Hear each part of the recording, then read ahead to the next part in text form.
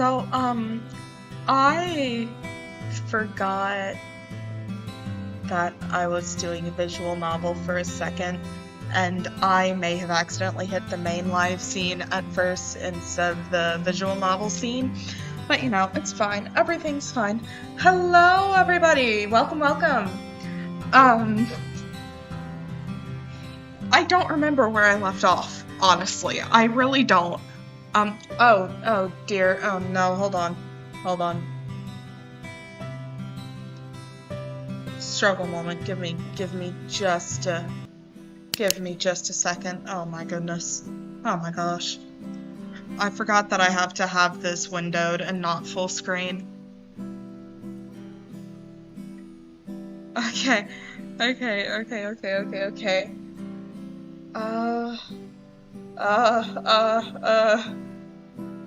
Scuff, I am so out of practice. Okay.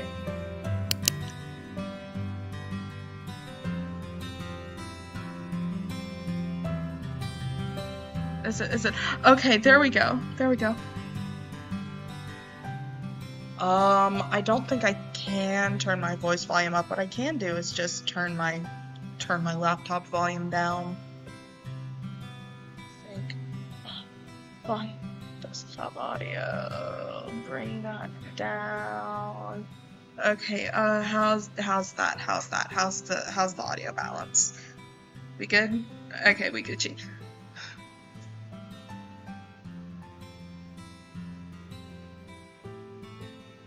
Okay, Lucette, why are we telling people that we don't see why something's necessary? What do we not see is necessary, huh?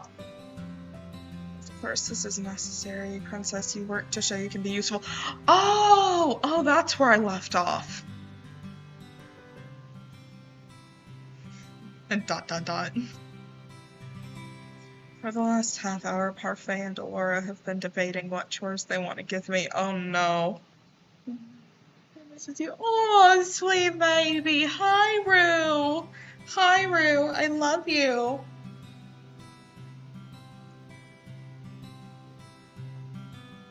I can't believe they're seriously going to make me work like a commoner. Oh no. Not the work. Not the commoner work. Oh god, no. No freeloaders at the Marchen, remember? And you can't pull the princess card anymore now that you're a homeless peasant. Being demoted to a homeless peasant is not my fault. If you really think about it, it was kind of me to demote you. Stop teasing her, Delora. Ajax has had a lot thrown at her already. Yes, thank you, Parfait! Oh. I'm only speaking the truth. Besides, working to live is the commoner's way of life, but at least it's rewarding. But if you do nothing, you get nothing. No food, no clothes, no bed. You are no longer a princess, Ajax. Life here at the Marchen is comfortable, and you need to work for comfort. Remember that. The sweat drop, though. What you do is your choice, Princess. Do I even have a choice? Not really, no. Commoners are weak. They have a weakness for free things.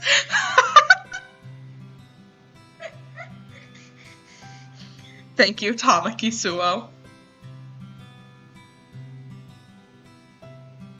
Let's see. How about cooking duties? No way, she'd burn a salad. She could be a receptionist? Then we'd lose all our customers. That's probably true. I am right here, you know. Delora's face. Sorry. Do you have any useful skills at all? Absolutely not! Thank you for asking. As a princess, I had servants who did everything for me. They cleaned my room, helped me dress. How am I expected to possess skills for things I have never done? Aha! I I've found the perfect job for our Cinderella. Ah, yes. Mr. Broom.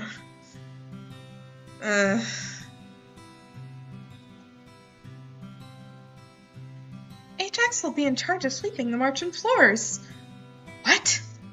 Perfect. Even she should be able to do that. Could you, princess? I refuse. But look, I even put a cute little ribbon on the broom just for you. It's your very own special broom.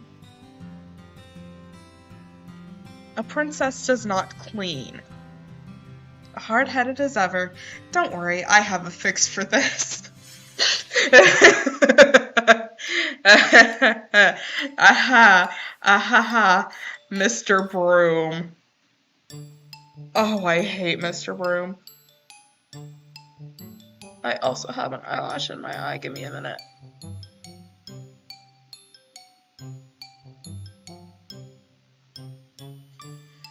Suddenly, the broom flies into my hands. I am pulled helplessly along as the thing begins to sweep the floors.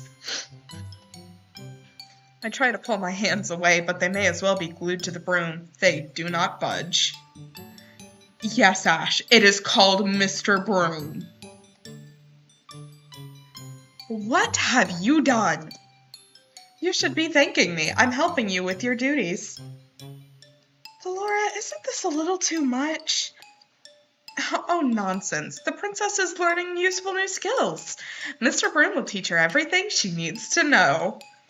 I don't like Delora. I really don't like Delora. She's an excellent character, 10 out of 10. I don't like her. If the floor is dirty, Mr. Broom will come to life and start sweeping, and it will not stop until the floors are spotless. What? Come on, Parfait. We've got time for a cup of tea. But she'll be fine. A little sweeping never killed anyone. It may kill her. You are dreadful! Yes, agreed. Enjoy your time with Mr. Broom. Wait! Did they really just leave? Hey, slow down! The broom begins to sweep faster. Despite my protests, I'm still forced, like a puppet, to sweep the floors with grudging tenacity. Sparkle.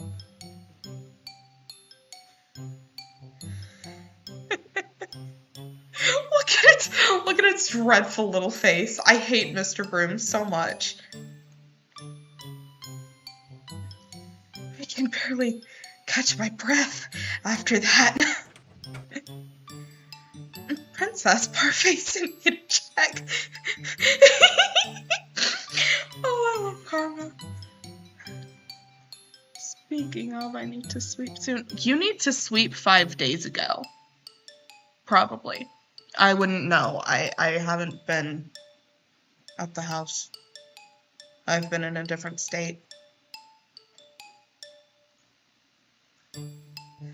How lovely! It's so clean I can see my reflection on the floorboards.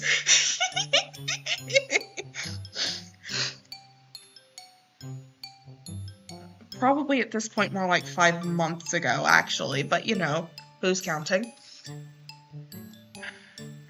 Do not even think about stepping into this room with your dirty shoes. Goodness, I didn't know princesses could be such terrifying creatures. Well, Karma, I would assume you would actually know since womp womp womp womp womp womp womp womp womp womp. Spoilers, I might steal Kyrie to come help. Yes. Yes, do it.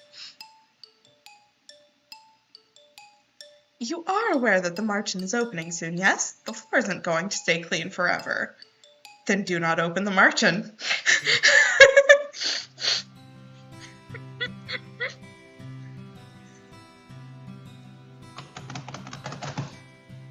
I do sympathize with you, Princess. It's difficult adjusting to the commoner's life. What would you know about that? More than you think. So much more than you think. Love, Karma. What? Oh, did I let that slip? That was my mistake. Karma just smiles at me, his eyes gleaming with playful mischief. I love him. I love this man.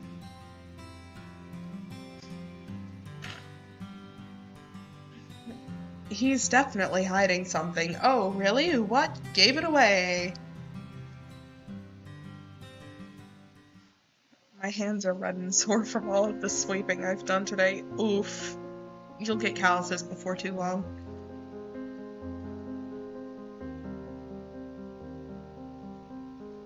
I remember the salve Anise offered me when I first woke up in my room. Surely that will help somewhat.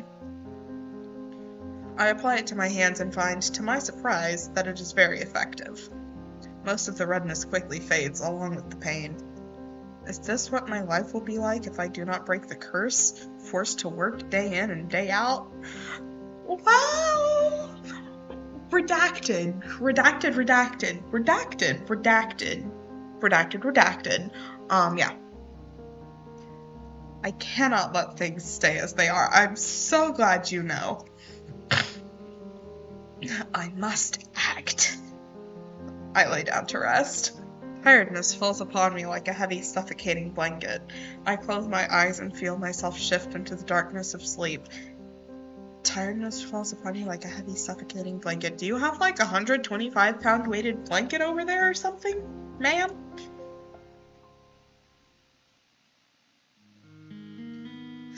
Despite having slept for hours, I am still tired when I wake.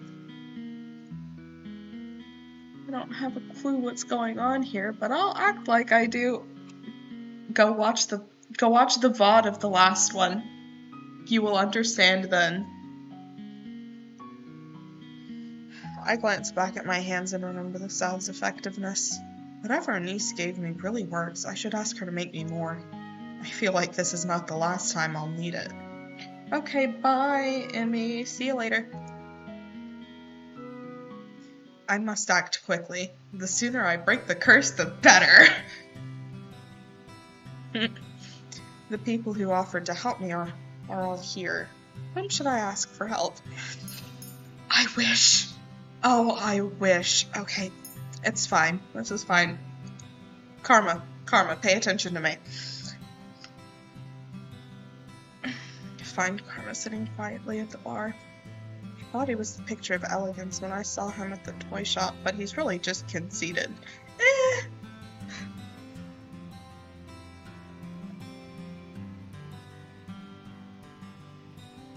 You look stunning as always in your work clothing. Thank you so much. You must be mocking me, but it does not matter. I'm here because I want you to teach me about goodness. Not even a compliment in return? I'm rather offended. Relax, princess. I'm just teasing you. I noticed. Now can you answer my question? Princess, you do so wound me. This is going nowhere. Maybe I should ask someone else. Agreed. But you know, I have a redhead to woo, so Karma it is.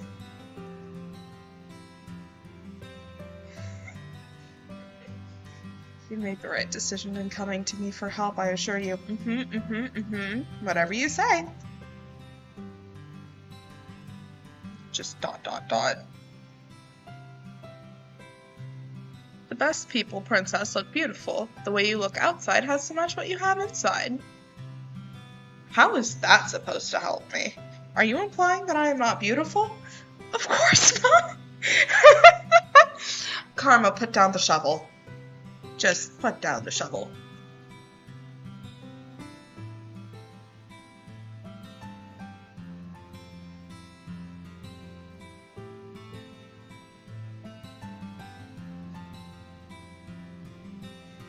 I'm not surprised you like this guy. What's that supposed to mean?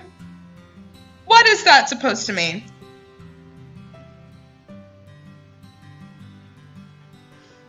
I only suggest that you smile more often. What, like you? Smiling will not help me accomplish a good deed.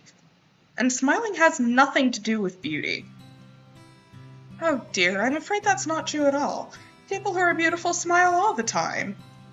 Oh, well, that would explain why I'm so smiley.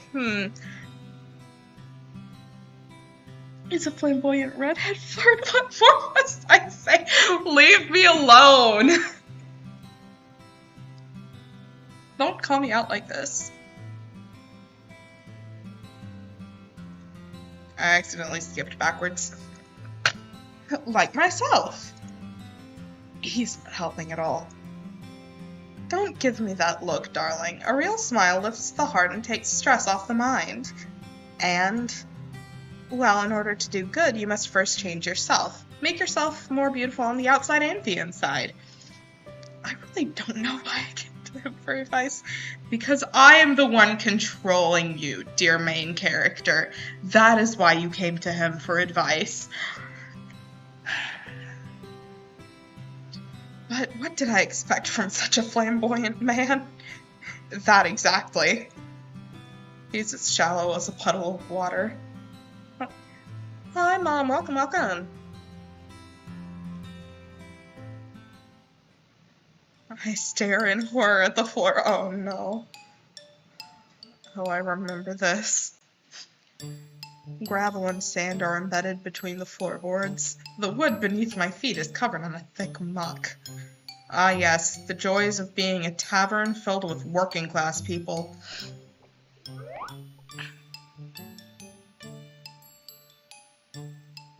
Hello, Mr. Broom. Oh, no. Stop! I never thought I'd see this. The princess is actually sweeping. I'd say it's more like the broom is sweeping and the princess is just along for the ride. Thank you, Jurian, for seeing the truth of matters.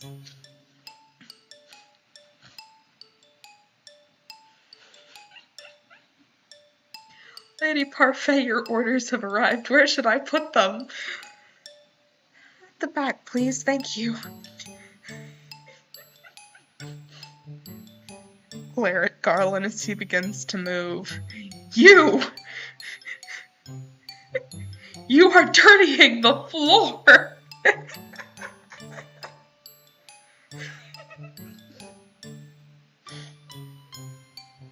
He reminds me of a kicked puppy. I love him.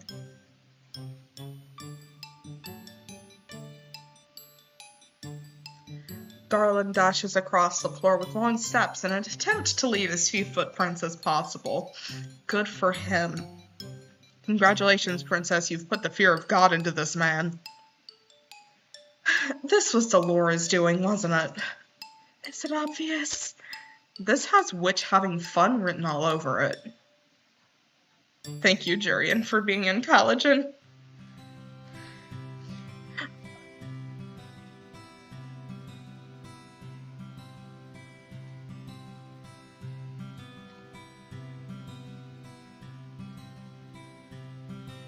I'm sure you do need water, yes. Wow, completely spotless. You are the worst. Look at its stupid face. Look at it. I just want to hit it. I just want to punch the broom. Don't be mad at the broom, Princess. It's only trying to help. It is doing nothing but making my life miserable.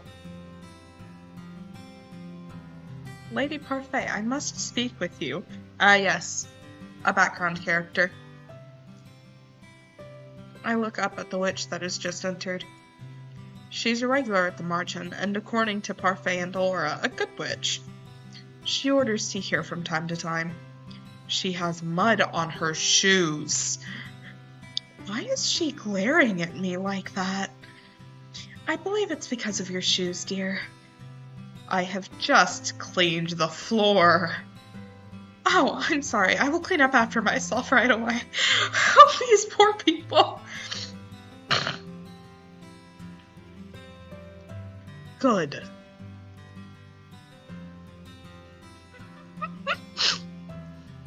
The princess is something else. I've never seen a witch so frightened of someone before.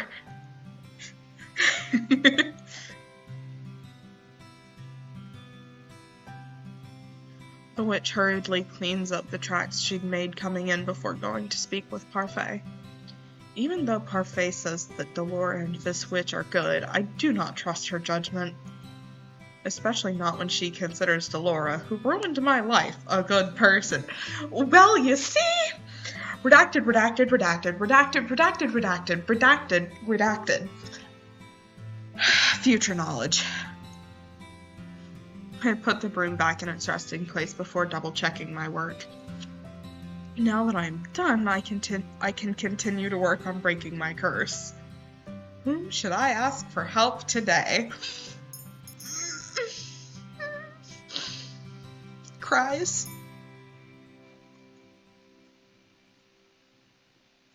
Karma. Brooding.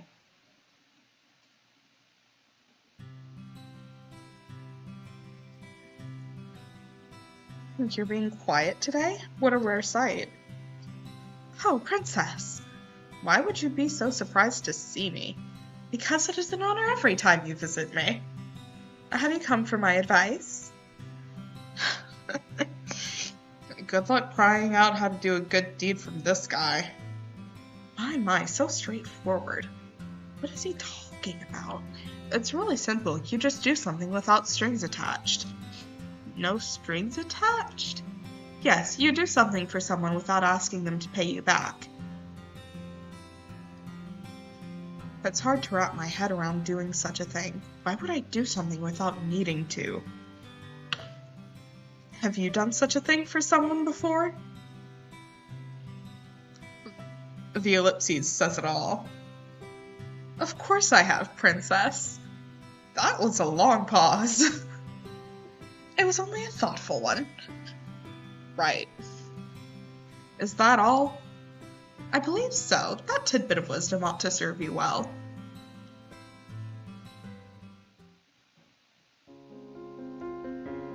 A month has passed and I have yet to complete even one good deed. Not for any lack of trying, though. Well, I've been asking around for advice on how to be a good person and received various answers.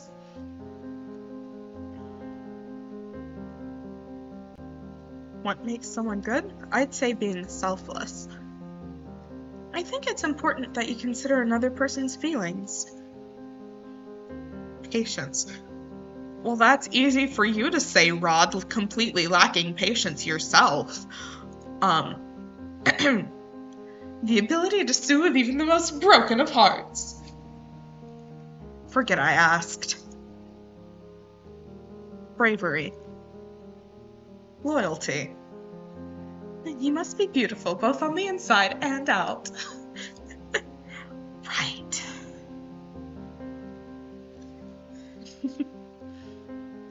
Must I be all of those things in order to be good?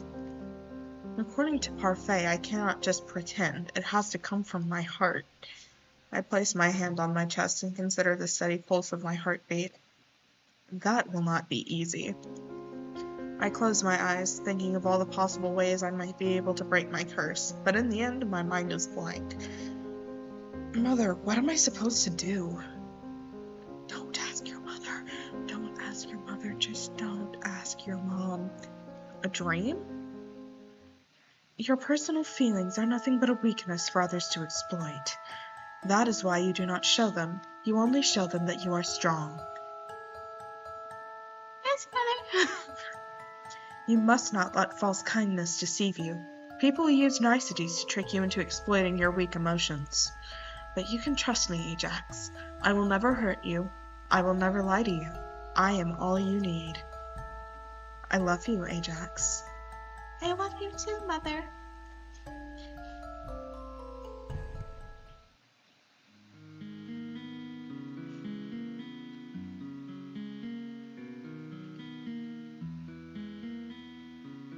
How are those lessons of yours going? I hope you're not giving anyone a difficult time. I am the only one having a difficult time. Have you tried pairing up with someone? Pairing up? Some of the people in the tavern pair up to assist each other. 2 heads are better than 1, as they say. It's not a bad idea, but the problem is with her. Thanks, Delora! Who's going to volunteer to pair up with the Ice Princess? She has a point. People may not glare at me anymore, but it doesn't escape me that I'm still disliked. Most of the boarders at the Margin volunteered to help her, remember? And I haven't heard any of them retract their offers. It's only a matter of time. She's so... Stop it, Delora. It's your choice, Princess. Pairing up is only a suggestion. Would pairing up with someone really help me break my curse? Finally! We're about to get to the wooing of the redhead. What if they end up being an annoyance instead? Princess? Excuse me, Princess? I'm sorry for disturbing you, but you've just been staring at your tray and the customer is waiting for his order. Of course. Delora has me helping a niece today. The Margin is unexpectedly busy and they cannot keep up with all the customers. Stop daydreaming, Ajax. Food doesn't deliver itself. I don't need you to tell me that.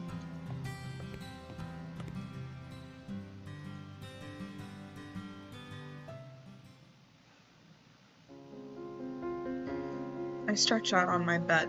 The stiff mattress does little to soothe my aching muscles. I was on my feet the entire day, struggling to keep up with the steady stream of people that came into the Margin. I have never seen the Margin this busy. I roll onto my stomach and bury my face into my pillow. My arms and legs protest the movement. I love how they forgot to actually pluralize legs. So it's just my arms and leg. She has a singular leg. I refuse to live this type of life much longer. I need to break this curse as soon as possible. Why don't you pair up with someone? Pairing up might not be such a bad idea. Yes! Yes! Yes! If only, okay.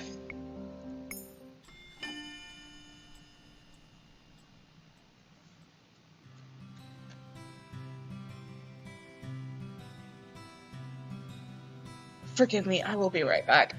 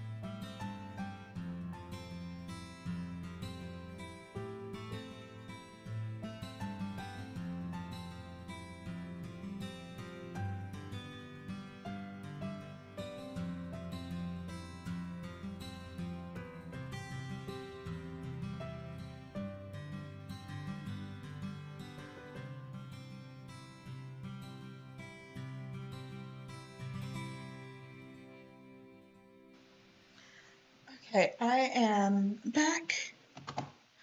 Hi, Psycha! Hello, welcome! Hi!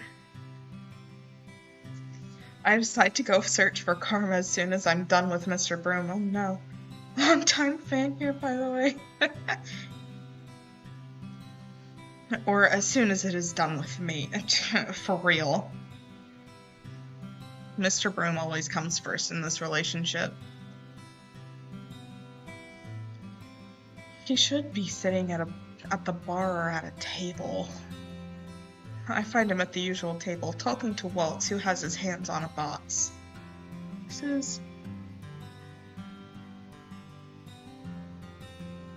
I've known you since the birth of my first child. Oh, God. Ash, don't ask. Just don't ask about the children jokes. That's from not this past Skyrim stream, but the one before that. Don't ask. Just don't.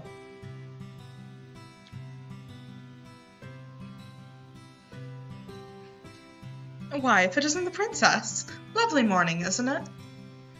It's the same as any other. Hello, Emmy. Welcome back. Hi. Nonsense. Every morning brings new opportunities. Right, Waltz? I guess so. Every day there's another chance for a good deed, princess. I love Waltz. I love Waltz. He's so good. 10 out of 10. Excellent. Okay.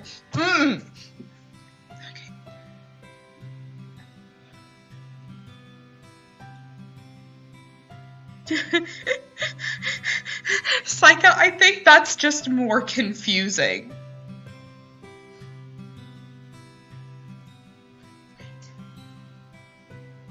No clever comments today, princess? I do so enjoy them.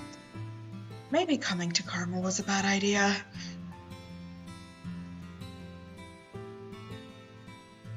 I would love to stay and offer advice, but Waltz and I better be off. We do have work to do. You mean that you're going to put me to work? Work? Parfait asked us to pick up some provisions for the tavern. She asked us, but in the end it will be me carrying everything.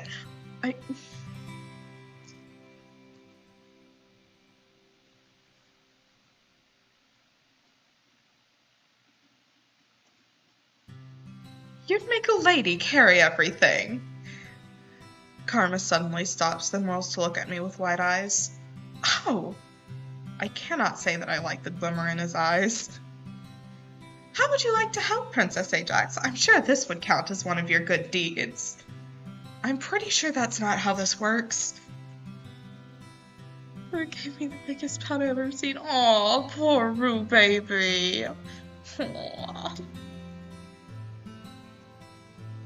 Oh, Walt, you're no fun. Helping Karma carry things doesn't sound pleasant, but I'll go. Truly? Oh my, Walt, it seems I will not be requiring your assistance today. Princess, are you sure? Perhaps this might be considered good. Besides, I'll finally get to leave this place for the first time since I've been here. I'm sure. Okay. Take good care of the princess, Karma. Of course. Like I said, Ash, don't ask. Just don't ask.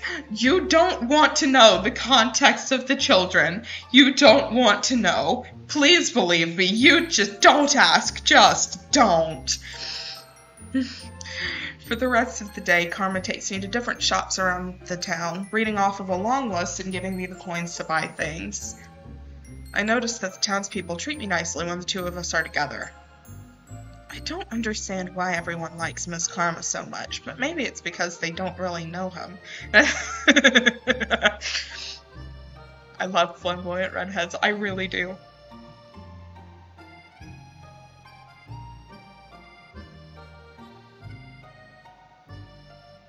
Very normal. Now I'm curious about the 10.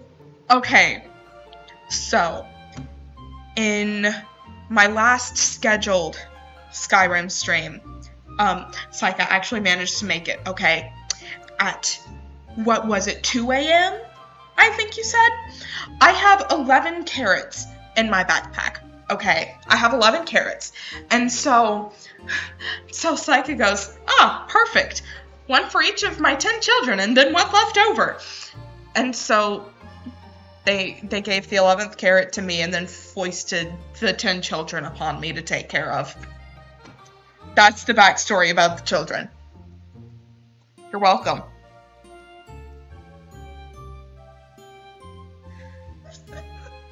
Psycho, please. We stop in the middle of the town and sit at a small cafe on the outskirts to take a break. Oh, God. Psyche needs a break. Psyche needs a sleep break. Go to bed. Have you fed my children? 3 breads are enough for them. That seems dubious. But okay, yes, I have fed your children. Speaking of children, Emmy, have you been feeding my French flag fish son?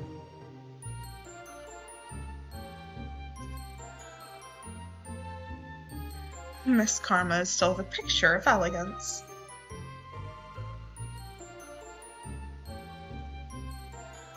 Why do you dress like a woman? Darling, not so loud. Why is this even a secret? It's related to my curse. I mentioned that before, didn't I?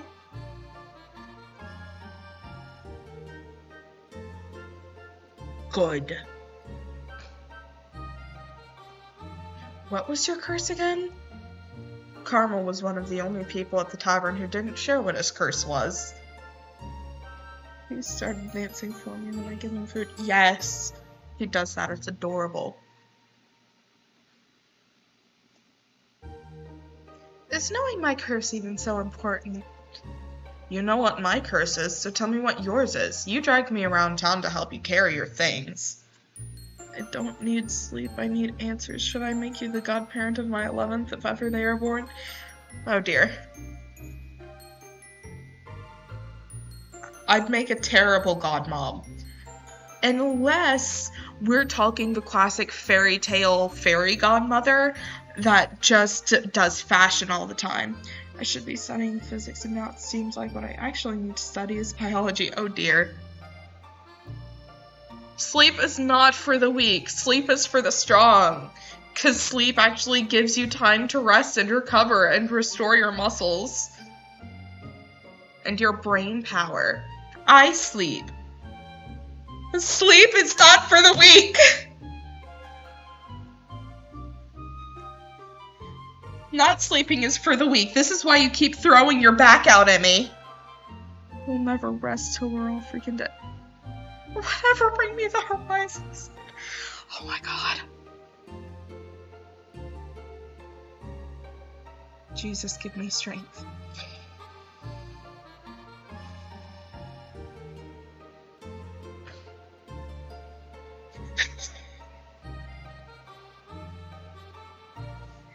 Don't bring my back into this. I will bring your back that you keep throwing out into this. I will. Told my mom I'm awake because I'm studying physics. Actually, Ajax, you're very physics science major. Is there something? I don't know. I'm romantic.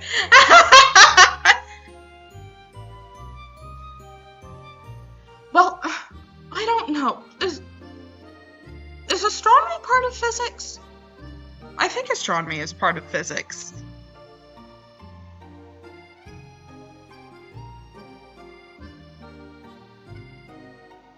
Yes, I am very physics.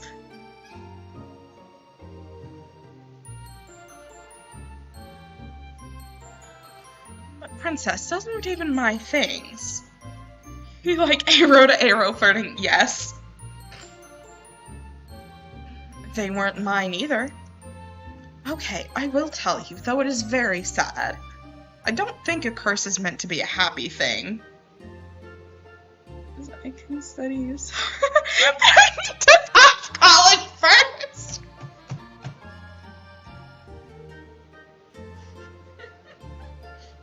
Okay, so pass college, buy me dinner, and then you can get to the studying.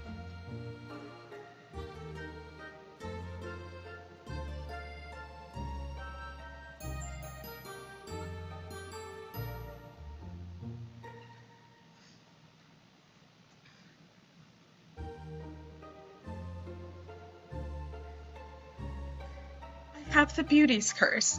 It is what forces people to fall in love with me every time they see my handsome face. I love him. So much. So I could be trying to steal your life. Is that really a curse? That doesn't seem awful at all. I was about to say White is studying come after college, but then I remembered.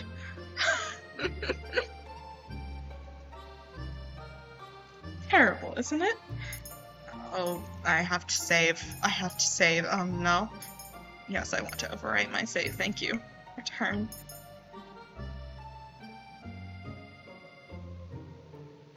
True. True.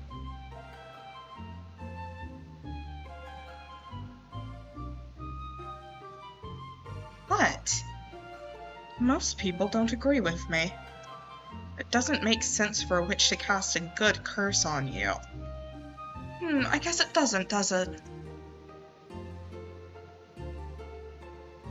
Why are you thanking me? Are you thanking me for being logical, sir? Is he thanking me? Still, it feels like I'm missing something. Is that really the entirety of his curse? Aha! Aha! I can totally replace you. I'm actually crawling into your skin as we speak. Oh dear. Child, anyways. So... But don't people fall in love with you when you're a woman as well?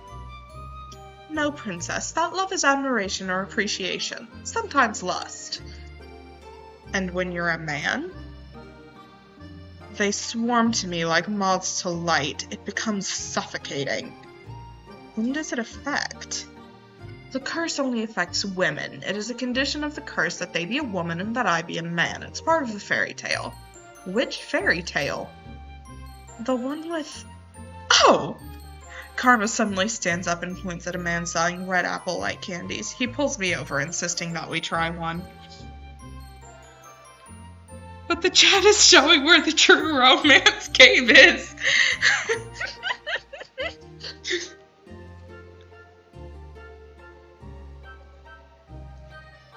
I try to bring up the subject of the curse again, but to no avail.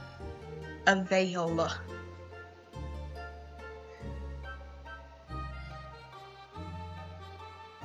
Aromantics always have the best riz. I don't care what anyone else says, and I don't care that it kind of sounds like I'm tooting my own horn.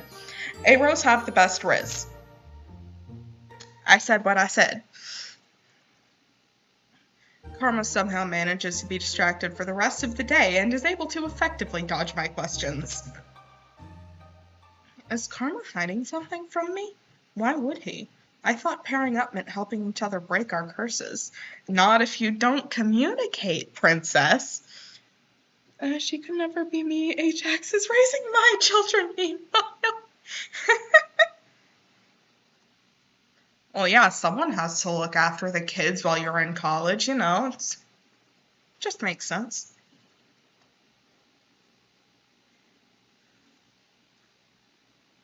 Better not to flex what people always say. I'm a natural flirt.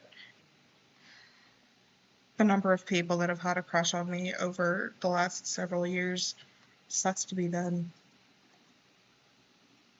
I don't even know how to flirt.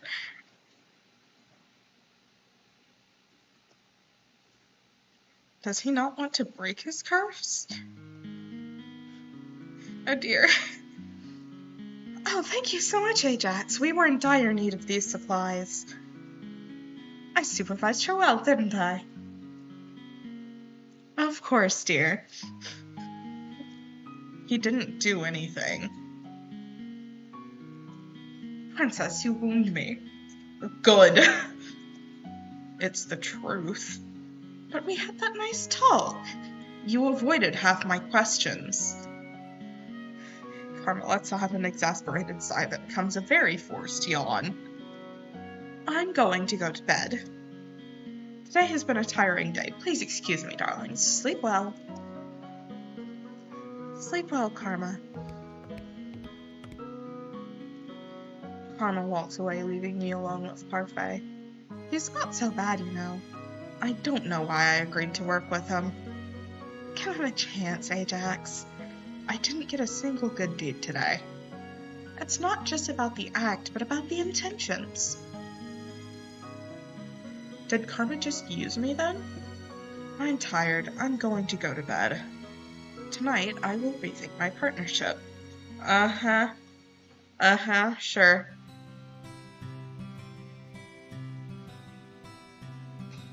Yeah, that's 'cause you barely slept, clown. I need to get some sort of work done today. Bye, everyone. Ajax, you're amazing. Thank you. Bye, Emmy. Have fun working. I barely sleep that night. When I wake up the next day, my body is sore from carrying supplies around town yesterday.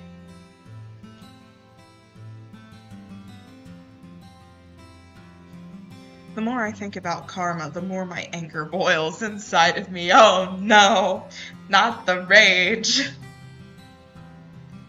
How could I not have gotten a good deed yesterday? I decide to find him first thing in the morning. Bad plan, bad plan, bad plan, bad plan. Abort mission, abort mission, abort mission.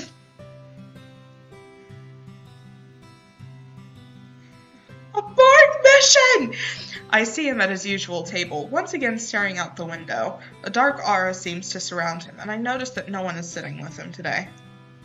Karma. He keeps staring outside, and his eyes are glassy. Karma!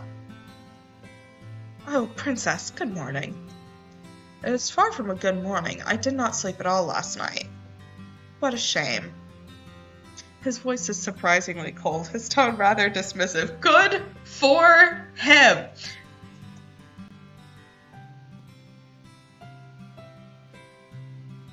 This is such a stupid argument. I'm not reading this. The way I should have done with my Victorian children. Fucking hell!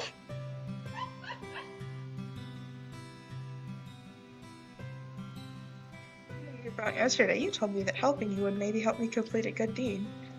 I point at my necklace, which hasn't changed at all since I received it. Do you see? Not another piece. You get pieces added to your glass slipper. That's charming. I was thinking that pairing up with you was a bad idea. The face! She is so bad at communicating, I just have to say. Did you just say that you were paired up with me?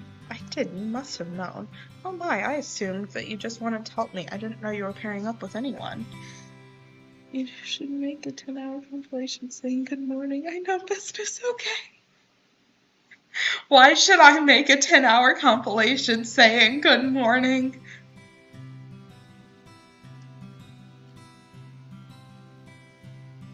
Just clip compilation. Every time Ajax had to say good morning playing Cinderella Phenomenon. I assumed that you just wanted to help me. I didn't know you were pairing up with anyone. Terrible communication badge of shame.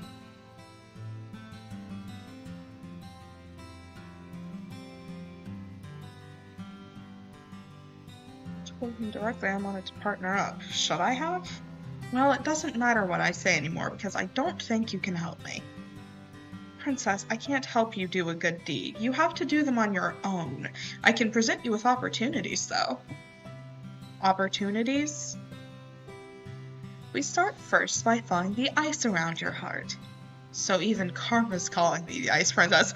Well, what else is he supposed to call you? Flame Queen? The only fiery thing about you right now is your temper, baby. My god, I think Ash actually went to the skin doctor to remove me. Oh, good for them. At least I speak my mind and don't pretend to be someone I'm not. You really don't speak your mind, though, actually.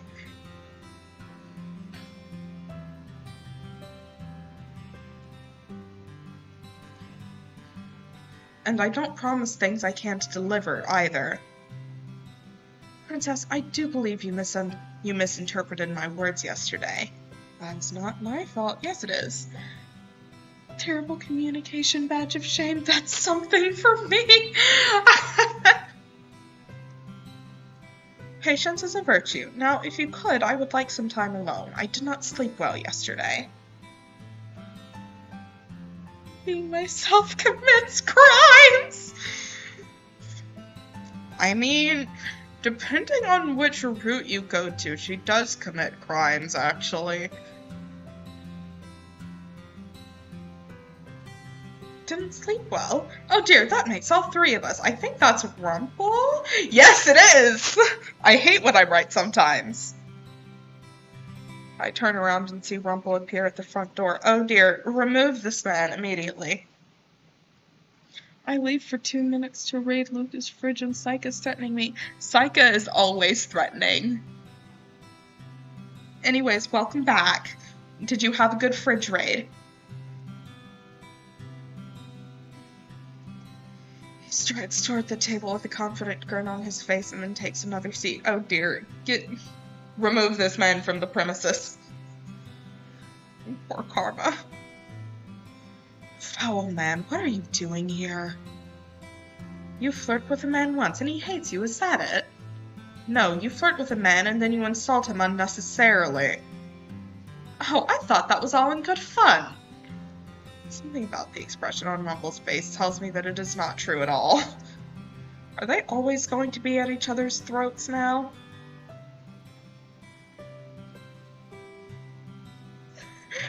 Post first, zombie psycho.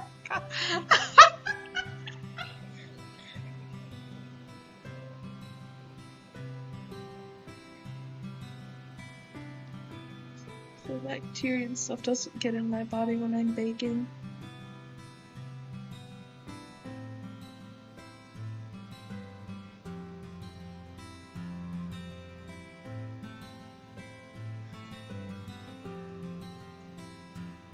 What are you doing here, Rumple? I couldn't help but overhear you were looking for a partner, Princess. I thought I might offer my assistance, since I know that I can make you far happier than this fool over here. He's so ugh.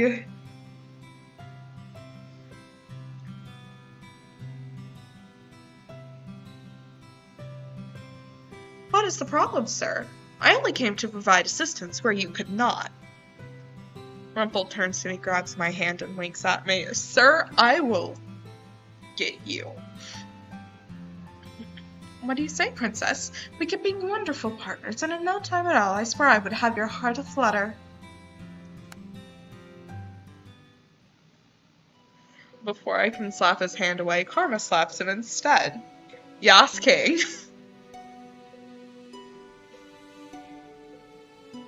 I can't help the surprise on my face. Would you like another slap? I am in no mood for pleasantries today. I don't know how I ever mistook you for a lady. You're the most brutish man here. 100% ethical baking, for real, for real. Oh dear.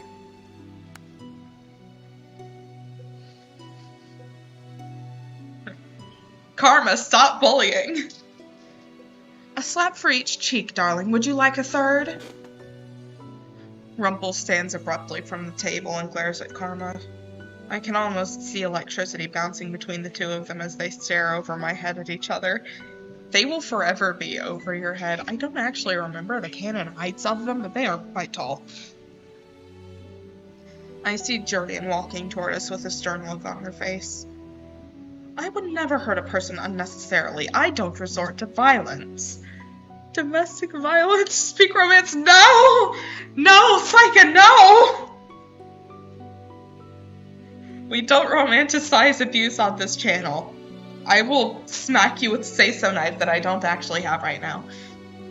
I really need to actually buckle down and get some of my assets finished out. Oh dear. My, then that gives me all the openings I need.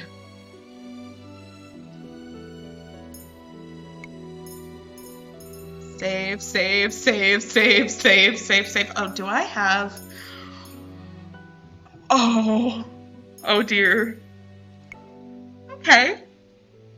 This is gonna go great. I didn't realize I had right choice indicator disabled, so, the ending I get is in God's hands.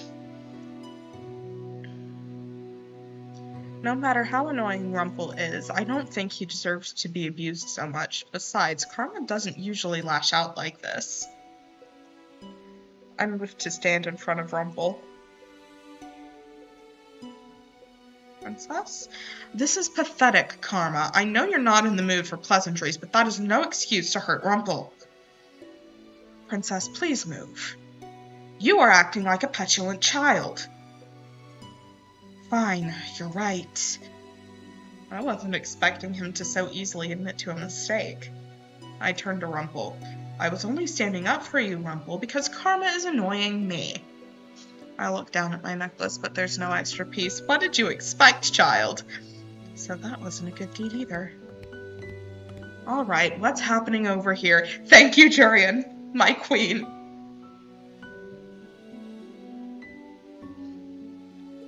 Oh, hail Queen Jurian, who is not actually royalty or nobility in the slightest.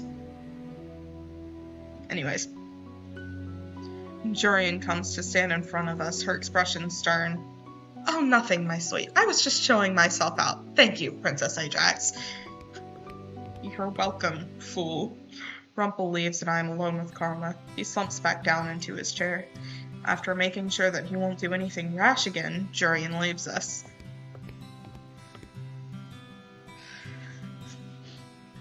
Look! An apology! I love him.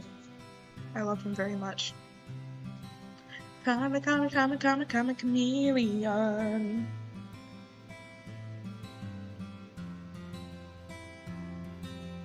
I'm sorry, Princess. It appears I really was being a child. Rumple is harmless, and there was no reason for me to act as uncivilized as I did. What would Father think? Father? Oh, it's nothing. But please, if you would, can you give me some time alone? Fine. I leave Karma sitting there by himself and return to the front of the tavern where Anise has more chores waiting for me. More chores! Goody! If it's scabbed, I'm not wearing the blanket. Luca, what?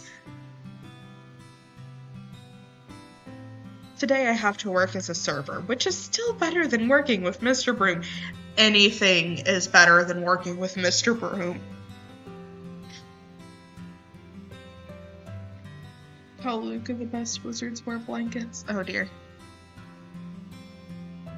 The usual people are at the tavern, and I overhear conversations as I work. At one point, Garland walks over to the bar and Denise serves him a drink.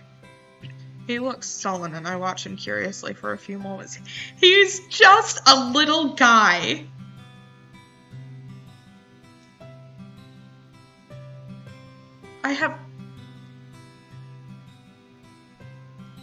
I have this deep-seated desire for there to be a non-dating sim version of this game where you're effectively making choices to deepen friendships with the background characters like Garland, Jurian, Anise, Delora, Parfait. Oh, it would be so good. Oh, and Emmeline. I love Emmeline.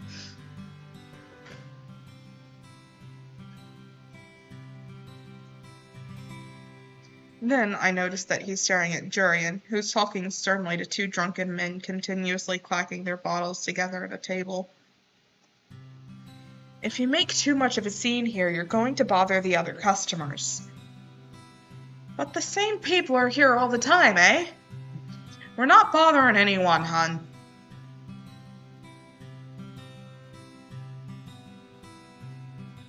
Garland? More like Glairland. Garland looks so agitated. What's wrong with him? I will not stand to have you call me that again. Loosen up, woman. You may have been a knight at the palace before, but you got no such title now. Bye, Ajax. I think I'm gonna get canceled by my mother now. Bye. Okay, bye, Saika. Bye-bye. Thank you for coming. Garland stands up, and I can see the silent anger in his eyes. A few people at the bar look up at him with worry. Oh, dear. I should remember the choices between your clothes and skin. What? I'm not gonna ask.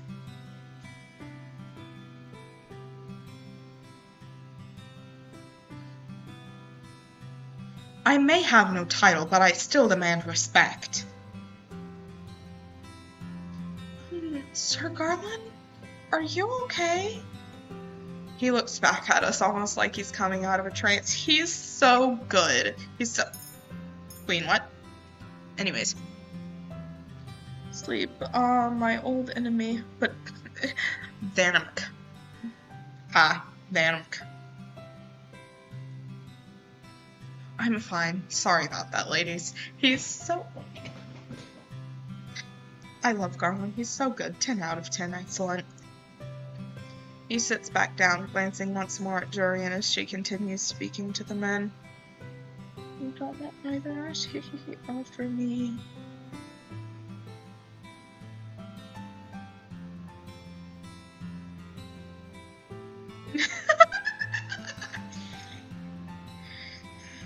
They glance at Garland warily, their expressions more somber. You can't have either! Is he acting that way? Garland's usually more composed. Ha. Ha. Princess, is something on your mind? No. Lie. Falsehood. Go to an altar and repent.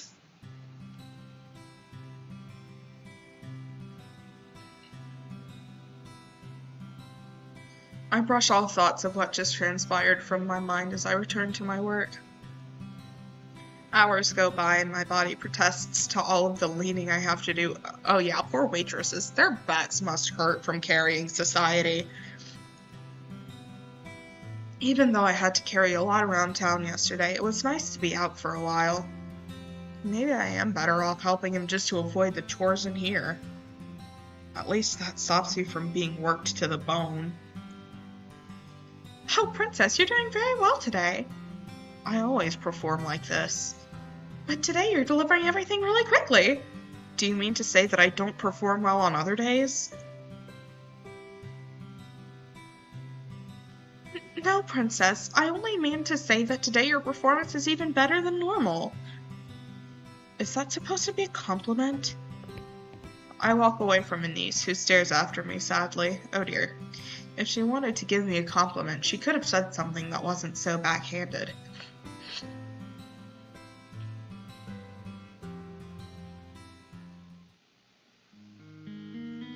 As the tavern clears for the day, I finally have time to sit down and relax. As I'm sitting there, Waltz pulls up a chair and sits in front of me. Hello, Princess. I heard from Anise that you were excellent at your job today. Congratulations on improving. I love Waltz. I love Waltz. It would be so funny if I start Cinderella Phenomenon Evermore, and I find out that you can just play Waltz's route from the get-go, and I cry because that would have meant that I could have played Waltz's route on stream, and it's going to be terrible. I really hope that that does not happen. Princess? So you're mocking me now too? Princess, I think you're taking things too seriously. The intention of a compliment is to, well, compliment someone. We're not making fun of you. You're implying that I am not normally as good at this. We never said you weren't good at this, only that you were better today. Let me give you an example. I put on puppet shows for kids, says the man who looks like a child. Sometimes the children come to me and say that the show is even better than usual. So the children are telling you that your shows aren't normally satisfactory. Not at all. The children always smile, regardless of whether they really like the show. So long as you're trying your best, that's all that matters. The people in the bar are always smiling when you deliver food to them, aren't they? No, no one likes me here. Maybe if you smiled, they would smile back. I'm not going to smile for any of them. I don't owe them anything. You don't need to owe anyone a smile. Any smile that isn't owed is fake. Princess. He's so good. He's so good. I'm leaving, Waltz. I want some time to myself. I walk upstairs to my bedroom, pointedly ignoring the look of sadness on Waltz's face. He's like a kicked puppy, man. Don't kick the puppy.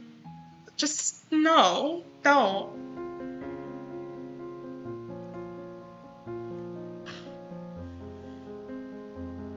I've been sleeplessly laying on my bed for hours. Sometimes I hear the sounds of people walking through the hallway. Who would be up at this time of night? I need to leave and get some fresh air. It's eerily quiet at night. I stop when I hear faint sounds coming from outside. Oh! What is that? Save.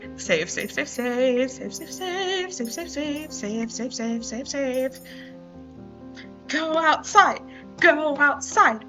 Well, I did say I needed some fresh air. No point in backing out now. I walk to the front door. Princess? Delora! I turn and see Delora looking at me with amusement flickering in her eyes. Princess, what are you doing? Getting some fresh air.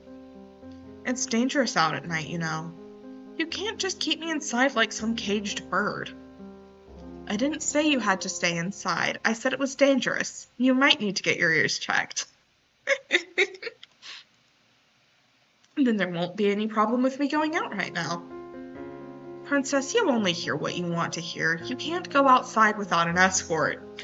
I'm not going to go far. Before Delora can stop me, I walk out the front door and head in the direction of the sounds. You must be the most disobedient princess I've ever met. And you must be the most annoying witch. Delora lets out an undignified snort as she catches up to me. Fine then, we'll go on this little night stroll together.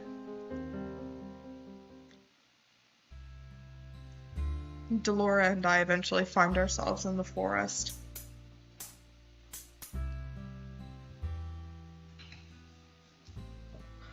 Oh, I love this part.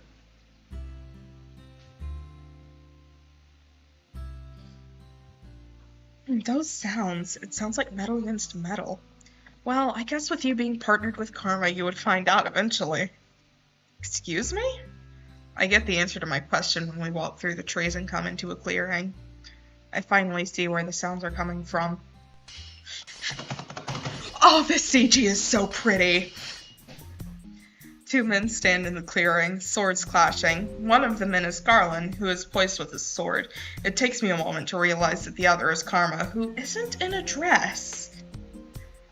So it was he who was with Waltz that night? Neither he nor Garland notice us at first. Princess, you're staring. Of course I am. What is all of this? A practice session. Karma is a very talented swordsman, and he practices at night with either Jurian or Garland, depending on who's not on patrol. Please ignore the fact that I just stumbled over letters. Karma can use a sword that well? The king told me once that only knights could have such skill. Ahaha! Ahaha! Well, you see. Redacted. Just who is Karma? Oh, if it isn't the princess.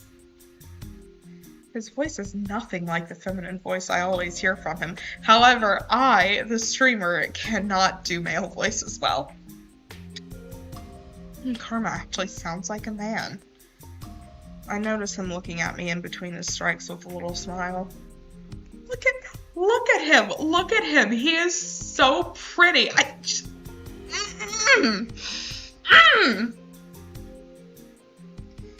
How does he remain so composed and steady with a distraction? Princess?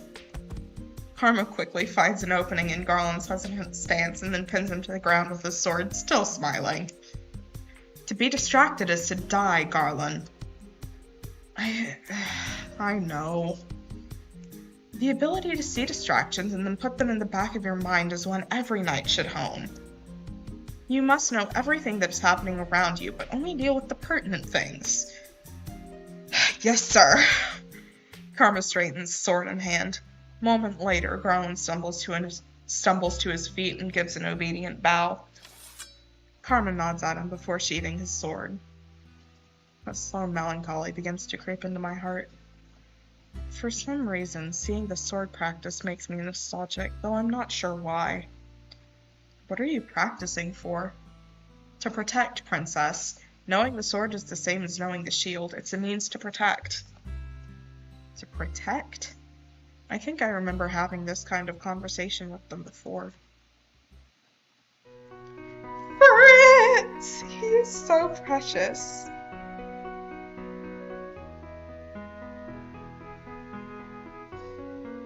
I can never figure out how to counter an opponent when they're mere inches from my face. My commander called that one the enemy's kiss, a standoff where your eyes lock onto your opponents because of the proximity. The best way to counter that is to feint the sword in the opposite direction. It throws your opponent off because they're not looking. Oh, that makes sense. But the enemy's kiss, what a name. It seems so dramatic for a sword move, doesn't it? Swordplay is dramatic though, isn't it? Isn't the most effective swordplay not meant to be flashy? Princess, I didn't notice you there. Good morning, Princess. Well, the most effective swordplay cannot be predicted. The commander says it needs to be robust. And quick. Sometimes swordplay can look like dancing though, which is why some think that professionals are flashy. That seems unnecessary. Everyone has their own methods, their own skills. All of us knights fight for different reasons as well. Isn't it to protect all of us in the palace? Well, yes, but we protect everyone in the castle for different reasons, Princess. Knights protect for different reasons. I turn to Karma. But Karma, you're not a knight. No, I am most definitely not.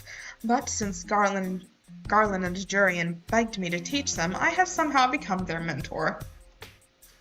There is no way Garland and Jurian would do that. After all, the both of them were the best knights in Angiel before they were stripped of their titles. Karma actually speaks the truth. Jurian and I really did have to get down on our knees and beg for him to instruct us. What? Is Karma really so talented? So, you are finally impressed with me. What do you think, Princess? I am the picture of elegance in this outfit, aren't I? You know, I don't know why you and Rumple fight so often. You really are very similar. Don't compare me to that fool. He has no class. Just because you come from different backgrounds doesn't mean he has less class. So the reason you are so tired today is because you do these practices at night? Yes. Oh, I suppose I've been caught red-handed. Why does this have to be a secret? Does it have to do with Karma's curse? But he's not in his disguise now. We could have been working on breaking our curses today, but no, you decided that staying up late into the night and practicing was more important. That was probably why you were grumpy this morning. Well, our protection is vital, don't you think?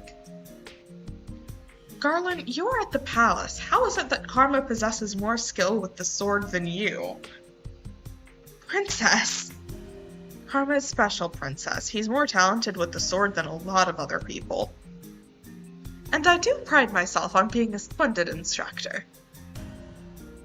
But never fear, Princess. I will help you dispel your curse. After all, you did just suggest that we were still partners.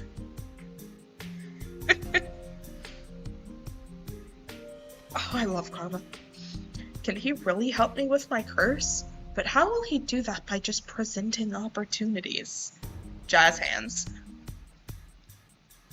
Every time I see the presenting opportunities in Karma's route, I just picture Karma standing there doing jazz hands. Every time. We'll try again tomorrow, darling, but for now Garland and I have some more work to do. This time, Garland, do not lose focus.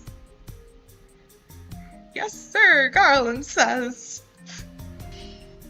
The sound of swords carries through the night air, and for a long while I stand with Laura watching the two men fight. Karma chides Garland often, telling him that his concentration is waning. Karma is a good swordsman, perhaps even better than the Palace Knights. His nimble swordplay repeats again and again in my head, even when I return to the tavern for the night. Ooh.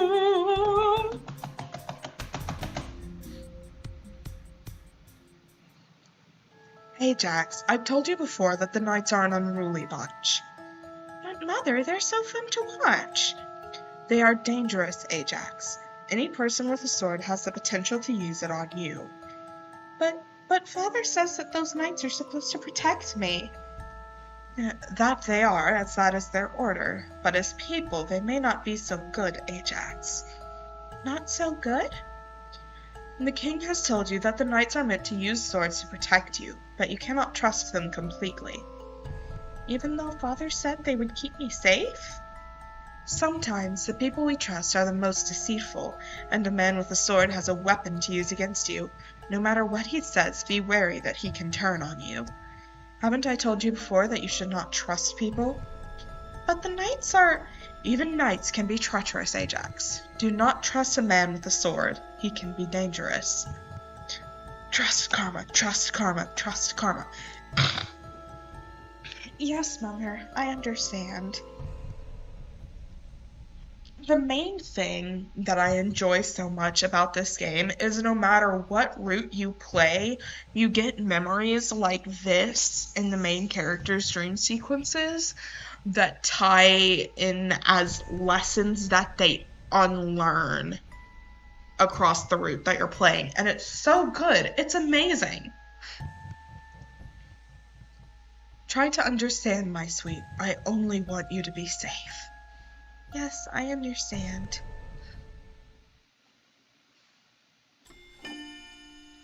Girlfriends! Contrary to what you may initially think, this does not, in fact, involve lesbianism.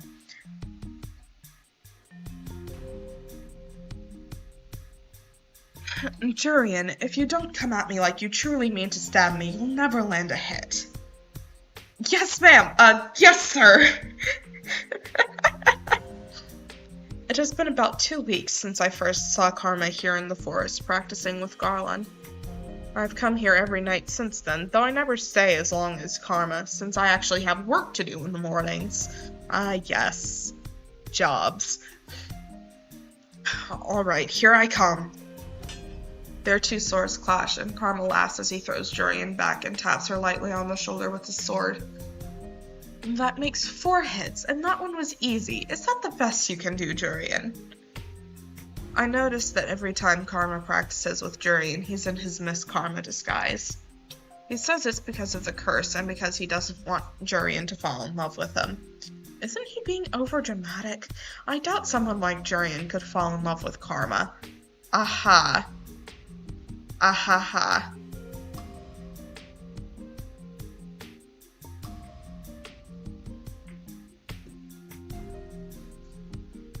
Be subtle and quiet. Garland tells me that you're usually good at that. I am, sir. Then why the exception today? Sir... Darling, it wouldn't happen to be because of the way I'm dressed, would it? Are you still not used to it? Hit the nail on the head, have I? It's not very chivalrous to hurt a lady, of course, but that logic applies to men as well. An enemy is an enemy, Jurian, even if your enemy is a delicate flower like myself. You are definitely not a delicate flower. You're like a Natchitoches rose, my guy.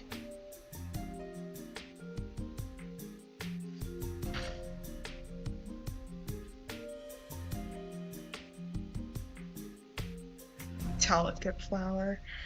Jurian, you should hit him on the head for that. But Princess, he is not delicate at all. Jurian laughs and I scowl at her. Is she laughing at me? You and Karma seem to get along. I doubt it. Oh, Princess, you wound me. You always say that. You wound me where Jurian's blade cannot. Something flashes in Jurian's eyes as she readies her sword again. Karma stands ready as Jurian rushes at him with her sword. Their swords clash again. I wonder. Karma, your back's open. Karma turns. Jurian taps him on the shoulder and laughs aloud. I did it! A single hit! It looks like you have a weakness too, Karma.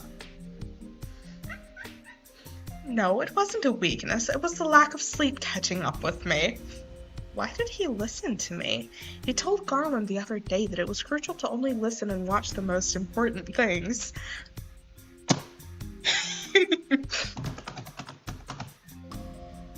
Well, you see.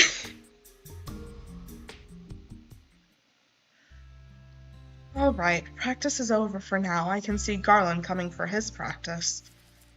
Karma waltzed to a corner to have a drink. I should probably head back to the tavern soon, but there's something I want to see first. On her way out, Jurian gives a solemn nod to Garland. She pauses to say something to him and then looks at me, noticing my vague curiosity. I was just mentioning what a good swordsman Karma is.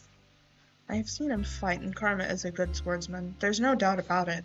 Yet is practicing with him really so special? He's fast on his feet and quick with his reactions. He's an excellent person to train under, even better than most of the commanders in the palace. I can second that. Even better than Ross, remember him? The first commander we trained under, the one that punished slow learning with extra exercises. You always had to do more exercises than I did. Something about you being distracted?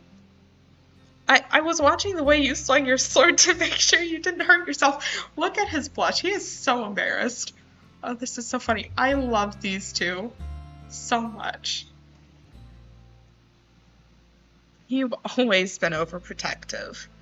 Well, They both suddenly stop to look at Karma, who's smiling slyly on the side. Why does he have that look on his face? Well, that's a sign. We can't keep the commander waiting. Garland shakes his head, his expression snapping back into something more serious. I love them. Right. The two exchange quick farewells before Jurian waves and steps out of the clearing, leaving Garland with Karma. You're in a dress today. Are you two really so opposed to hurting me when I'm in a dress, or are you worried about ruining it? No. It's just so strange. You move so well, even in a long dress. But yes, Jurian did mention almost stepping on it once. Impossible. I'm the picture of elegance. Of course, sir. Karma shrugs Garland's comment off. The two ready their swords, then get right into practice. Jurian has taken over Garland's patrol now so that Garland can get in some practice time.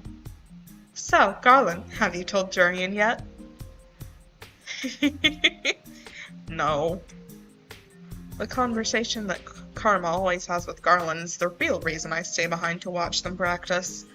I don't understand why Garland answers Karma's question if doing so makes him so depressed. Will you ever say anything to her, Garland? The ellipsis says it all. Why don't you just confess to her already?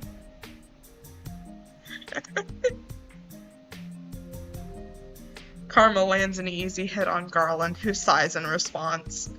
Whenever Garland thinks about Jurian, he gets distracted. I don't understand his feelings at all, but seeing him remain quiet frustrates me. Jurian is talented and poised. I could never be good enough for her.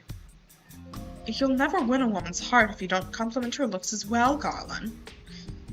Well, she's pretty too, beautiful, and then there's me. But he's just... He sells himself short, truly. Arguably.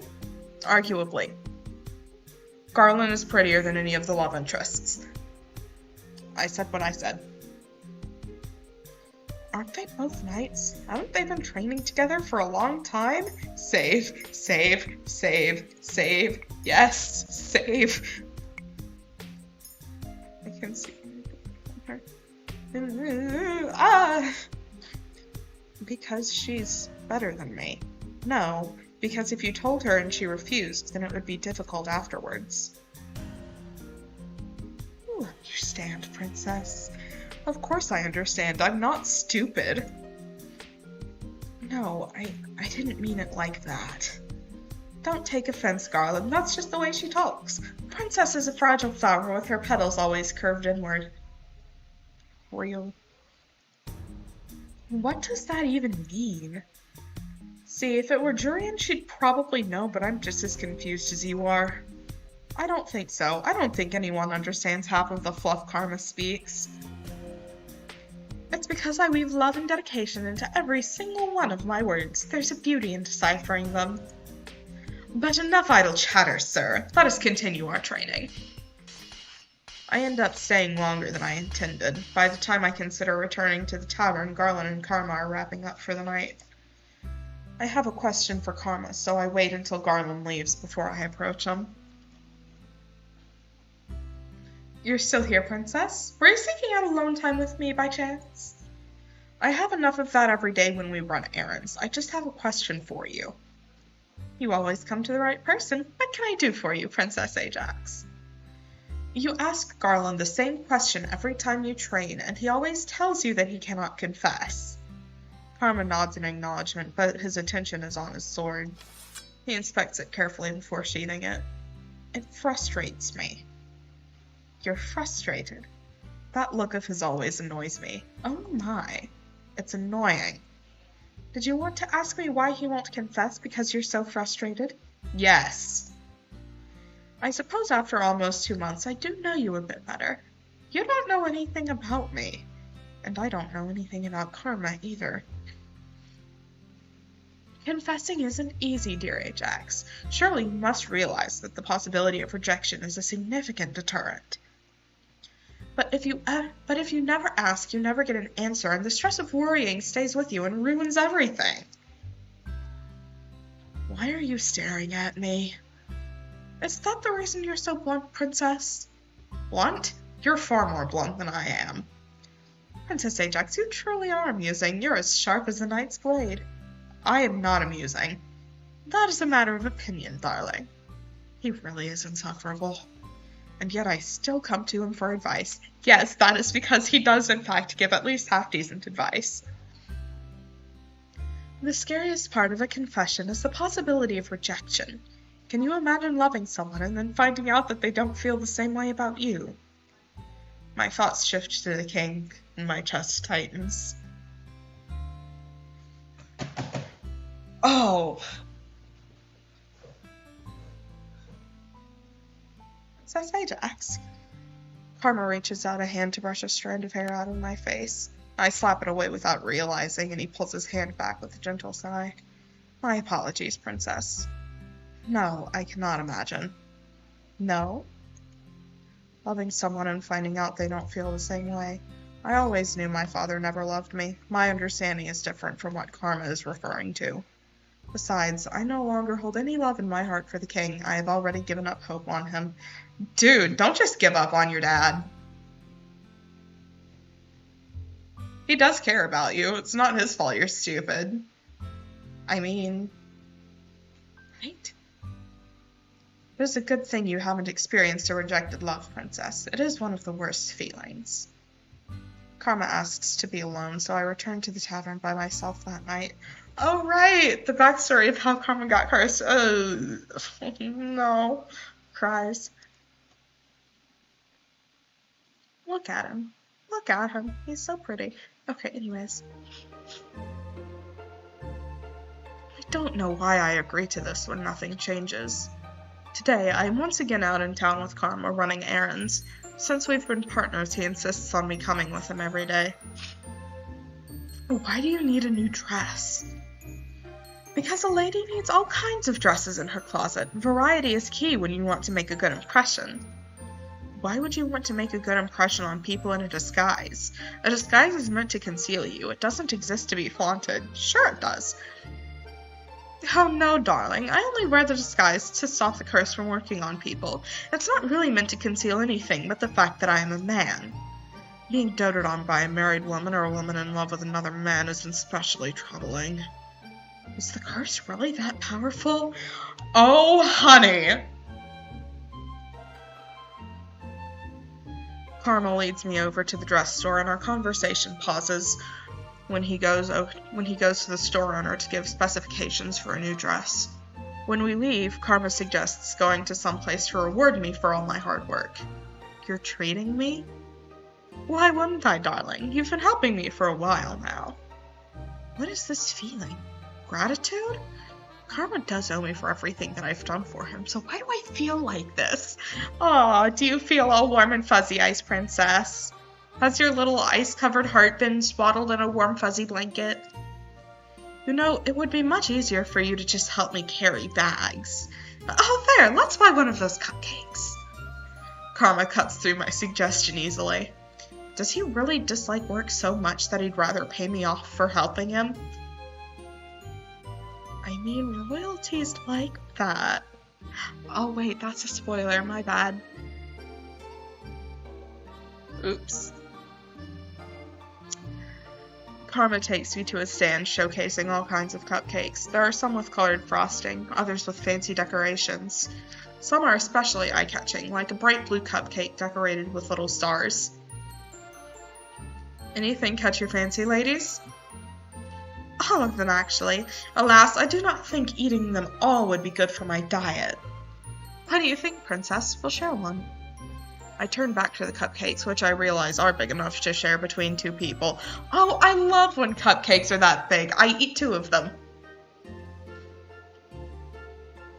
Am I choosing one for myself or one that Karma would like? I guess he is treating me, but 2 cupcakes catch my eyes. One has a tiny little creature sitting on the top of the frosting. It seems to be a little lizard of sorts. Though it is strange, the colors remind me of Karma's dress. The other cupcake is decorated with little white chocolate pearls. Those pearls are small and somehow cute, but Karma might like the other cupcake. Oh, so it's between those 2? Which would you like, Ajax? Karma, karma, karma, karma, karma, chameleon. You come and go, you come and go. Okay, I need to stop before I get copyrighted. I'll have that one. The one with the... Oh my, is that a chameleon? A chameleon? It is a chameleon. Oh, that's adorable. Sir, we'll take one of those. I was thinking he'd like it for the colors, not the chameleon, whatever that is. Let's go enjoy this somewhere else, shall we?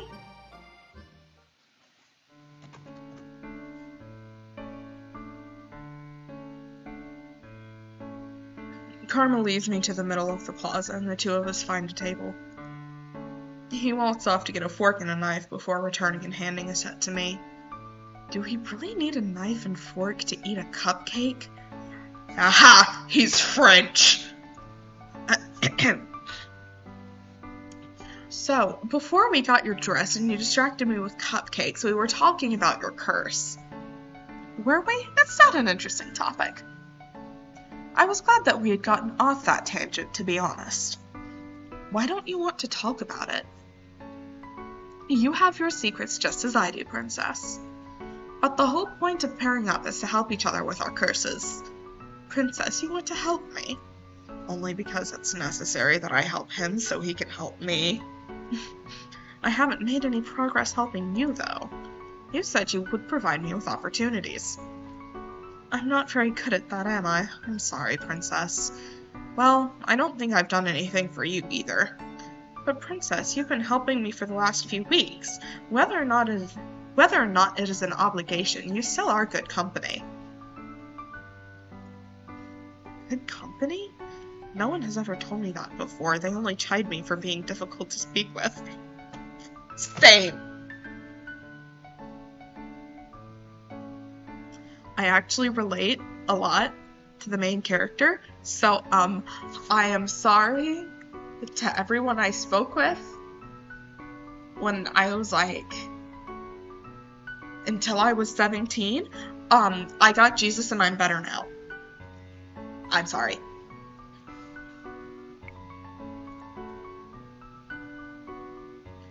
Karma starts cutting the cupcake, his knife sliding through frosting and cake with ease. I keep forgetting that the scroll wheel on my mouse skips forward and back. I've definitely never seen such refined manners for a simple dessert. He's French.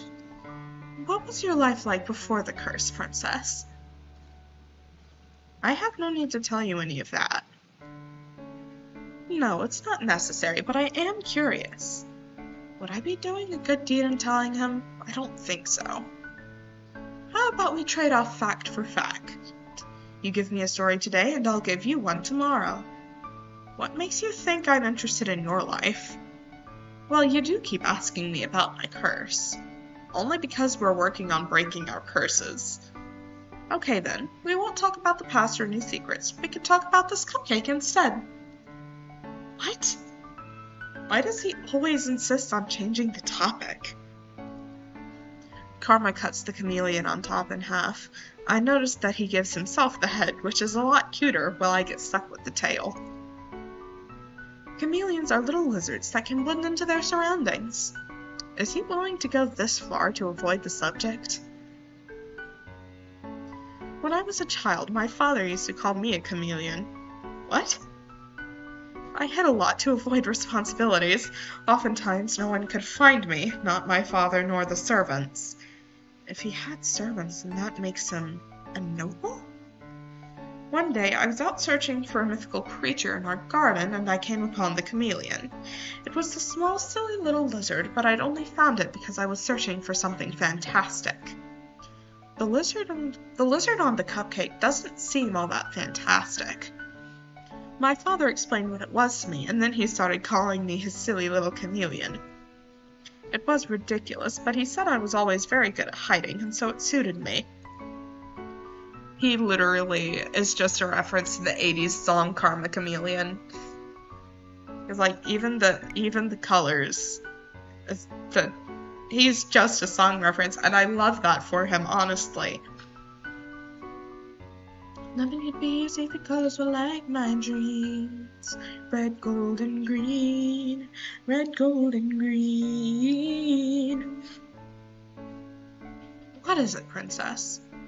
It seems like you're still good at hiding. You hide behind your disguise and keep many secrets. I suppose I'm still a chameleon, then. I don't think that nickname makes any sense. Sometimes they don't have to. Nicknames don't have to make sense to be endearing, Princess.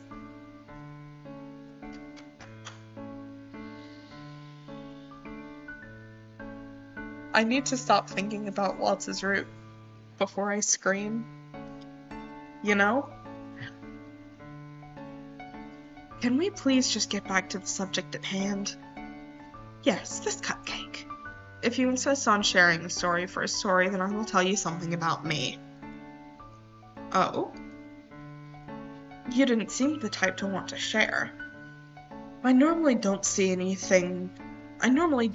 reason for sharing things about my past, no. Mother once told me that to confide in someone else was a weakness. But more than that, I was always worried that others would judge me. No one has ever wanted to listen to me. I know enough about others' opinions of me to know that they think I'm the one at fault. Always. The look on his face! I wouldn't judge you, Princess. I wouldn't judge you for not wanting to say anything to me.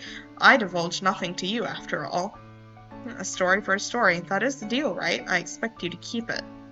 Or rather, a fact for a fact. It's not like I have to tell him everything, just something about myself. I will tell you about my life at the palace. It's not as if it's a secret, though I doubt Karma would understand. Ever since Mother died, the palace has been a cold place. Why the surprise? Is it because you see Emmeline and Rod and assume we're all one big happy family? I do have to admit that Princess Emmeline seems quite gentle. Prince Rod is quiet, but he seems like an honorable man. When I saw you and the princess at the dress store, Princess Emmeline seemed very nice, is she not? Her kindness is fragile at best. She tries far too hard for it to be genuine. Her insistence is irritating. I have never wanted to be friends with her. The king took a second wife after my mother died, as if she never mattered to him. Karma is silent, and I continue to talk, my emotions loosening my tongue. I had meant to stop there, but the words keep coming. The only one who ever showed me any affection in the palace was Mother. The king never paid much attention to me in the first place, but he treats Rod and Emmeline far better than he has ever treated me. What was your mother like? All of my fondest memories are of her. She was always with me in the palace, teaching me right from wrong. She taught me how not to show weakness, who to speak with. Who to speak with? Needless conversation is useless. People are often very likely to lead you astray. That was the reason I never saw any reason to speak with the townfolk. Will you judge me as everyone else does?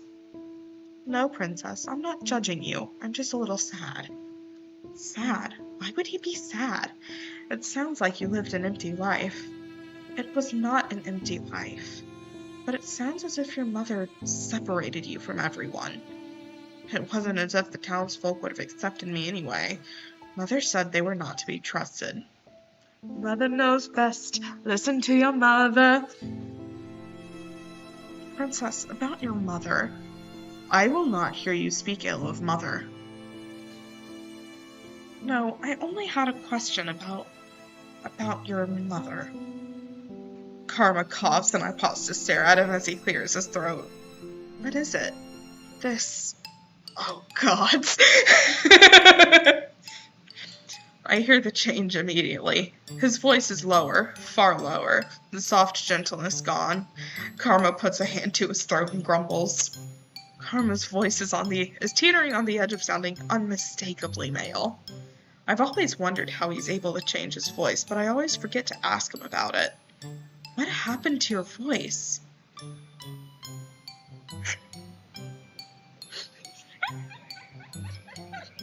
Oh, it's Miss Karma! I turn to see a young market girl approaching us. She looks at Karma adoringly. Oh, this section is so funny. I've always wanted to speak with you, Miss Karma, ever since you complimented my dress that one time in the dress store. Your dress is lovely today, as always, Miss Karma. Karma? Miss Karma, are you okay? I am quite fine. I can't help but giggle as the girl takes a step back, looking shocked by Karma's now deep voice. Karma curses again in his deep voice before forcing a bright smile on his face. Excuse me, I am feeling under the weather. I notice that he's trying to change the pitch of his voice, but the highness is only annoying rather than soothing now. Oh, I'm sorry. Karma turns to me urgently, but I'm too amused to offer any sort of assistance. I'm definitely amused. What is it, Miss Karma? Karma's smile is forced and his eyes are glaring at me. I laugh once again, not able to help myself. His expression softens, but only slightly. And I save! And I tease the dog out of this man. He obviously wants to leave, but I can't help myself. Miss Karma, I do wish you would say something. At the very least, you should thank this girl for her compliment. Oh no, it's quite alright. Come on, Karma, you're usually the most charming person on these streets. Thank you. He sounds like he's dying now. I stopped paying attention. What is happening? Ash, don't you know you always have to pay attention to my streams, otherwise you get lost and confused? What's happening is I'm making fun of Karma because he talked too much and the potion that changes his voice has worn off. So yeah, it's very funny. Okay. I can't help but start laughing again. The small annoyance on Karma's face seems to dissipate completely. Leaving. He takes my hand and curtsies politely to the girl as he pulls me away. Karma, you sound sick. It's run out. Run out? The potion that Parfait makes for me. I must have talked too much. You talked too much? Then stop playing Genshin! Also, why are we teasing Luca about his girlfriend? Wait, Luca has a girlfriend? Oh wow, I am out of the loop. Karma puts a finger to his lips as we stroll through town. He shakes his head, making it clear that he won't speak to me until later. Stop playing Genshin, Ash. I am more important than Genshin.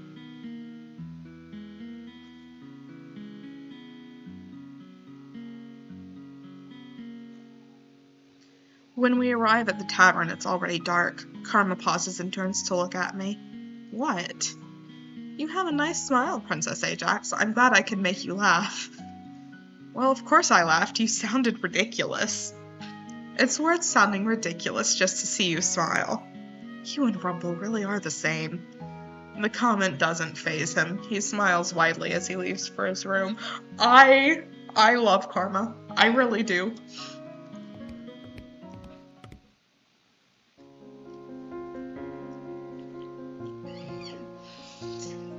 I cannot get those words out of my head, even though I'm supposed to be resting for the night. I think I should go see if Karma is practicing with Jurian or Garland. I leave my room and go down to the reception room. Delora and Parfait let me go to the forest at night alone now since they know that I'm meeting up with Karma. Parfait is in the reception room tonight, reading a book. I was always told reading in the dark was bad for your eyes. Oh, Princess, I didn't see you. I noticed that she's closed to the book, and I can now read the cover. She's reading Cinderella? That's my fairy tale curse. The Great War was caused by the fairy tales, right? Yes, that's right. And yet you are reading one. The curses are based off of these fairy tales, after all. But why are you reading Cinderella? My curse isn't anything like the fairy tale, it's reversed. True, but the morals remain the same. In order to become Cinderella, you must be good like her.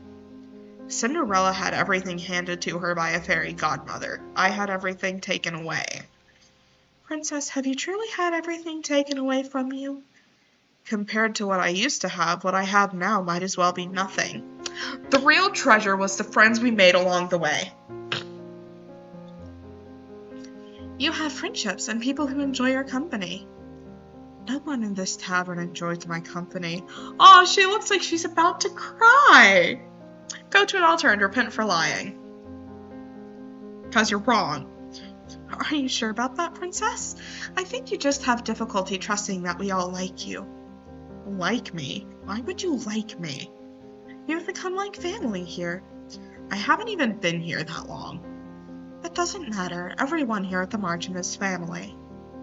Family? You are saying that everyone at the margin is like family? Princess, you're one of my boarders. You're more than just a regular here. You live here with us. So, like I said, you're family.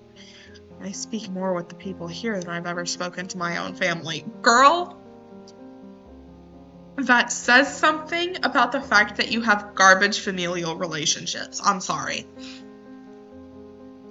In the palace, I was always alone. The only person I could speak with was Fritz. Are you going to watch Karma practice? I nod in response. Be safe, Princess. As I head to the door, I recall what happened earlier today. Parfait, what is this potion you make for Karma? You mean the potion I make to change his voice? He begged me to help him when he first designed his disguise. Karma makes a beautiful woman, but he didn't think the illusion was complete without a convincing voice. Real, true, accurate, etc. Ask any drag queen.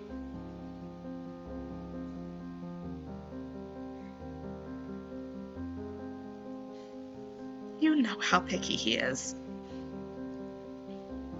Something else on your mind, Princess? Karma hides his curse, but you must know the conditions for breaking it, don't you? Parfait doesn't answer. Or are you also keeping it a secret? Princess Ajax, not everyone likes to talk about their curse. I think it would be better if you asked Karma directly. Well, it would be even better if he would answer me directly, you know? I just don't understand why he won't tell me everything when I'm just trying to help him. Just as you think your good deeds are difficult, there's also something about Karma's curse that he can't come to terms with. I put my hand to the necklace around my neck. I still haven't performed any good deeds. Can I really do this? Oh.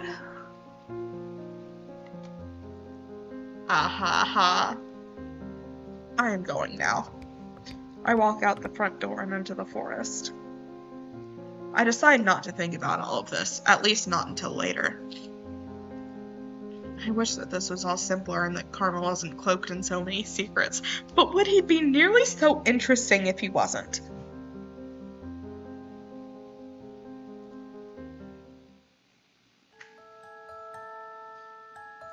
Mother, I went to town today. Oh? I told you not to go into town. Did your father take you? He told me that it would be fun. And was it? No. Everyone looked really angry at me, but I don't know why. I've told you before, haven't I, dearest one? The townsfolk are jealous of you. Jealous? They are bitter about their lot in life, and because of that, they will seek to use you for your status. You cannot trust them, Ajax. You cannot trust anyone but me. Trusting others will only lead to heartbreak, Ajax. You need only trust me because I will never hurt you. Shut up, Mother Gothel.